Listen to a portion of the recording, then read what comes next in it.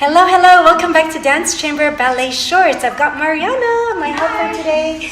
So last time we did tendus. Today we're going to be doing grand battement. And I hope you've been practicing because your tendus will become very, very useful for your grand battement exercises. We talked about posture last time. I'm a stickler for posture. So we're going to talk about it again. Make sure you have a nice long line from the crown of your head to the heel. Your sternum, that's the chest bone here right in the middle of your chest, is forward, flat chest, shoulders are down, your navel in towards your spine, engage your abdominal muscles, your tailbone is pointing down towards the heels, so that we're not doing any arching, you're going to have your tailbone pointing down, and we're going to lengthen from the waist, so you want to go tall, tall, tall, taller, taller, taller, taller, long neck, and your chin is, I would say, about 1 centimeter above the line that would be the floor. So just a little bit higher. There you go, longer. So grand battement, same principles as tendus. You're going to be passing through tendus actually, right? So what we have, you're going to turn up from the inner thighs. You're going to turn up the inner thighs. Your supporting leg is nice and straight, like we said last time.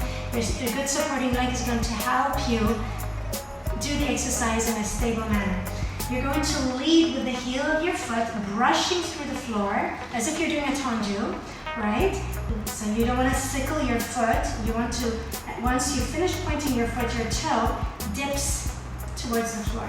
And there's a light flight into the air. So in French, grand battement, it just means throwing the action. So you're throwing.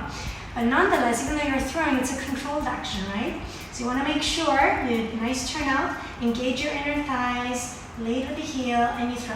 Now, depending what grade you are, I would say up until grade 3, 4, you want to go 45 degrees. Higher grades, 5, 6, you want to go to 90.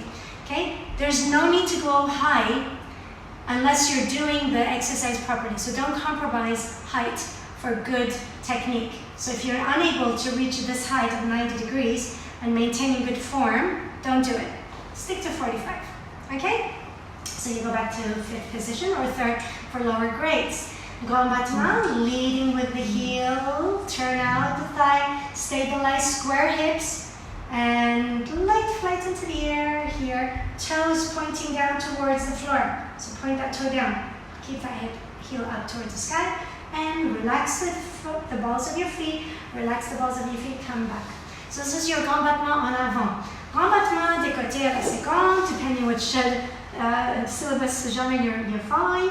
You're going to be brushing again through the floor. And slowly, you want to make sure the lines of your toes are straight from here. This is when the problems can start to happen. You don't want to lift the hip bone up. So the hip bones need to stay in line. They're facing forward like the lights of a car, remember we talked about last time. And leading up with a good turn out, heel up, toes are down. And come back down and close in 5th. And then the same thing is going to be happening. Yeah.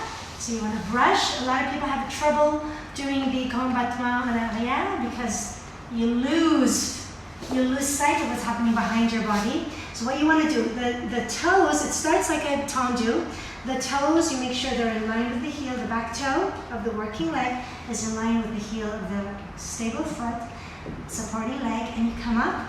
So you want to engage your glutes, hamstrings, and your inner thighs. Maintain your turnout, keep your hips forward.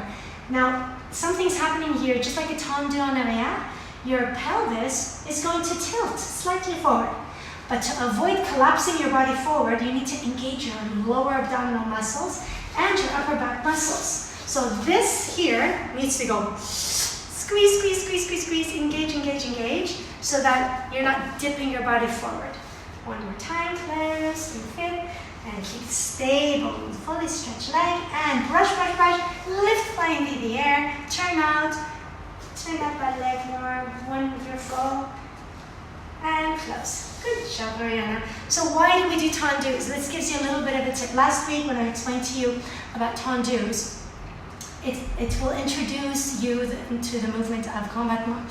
And tendus are really needed for the allegros. All those brushing action helps you gain flight into the air. So the better you are at tendus and combattement, the better of an allegro dancer you shall be. So let's try this to music. Are you guys ready? Let's get started.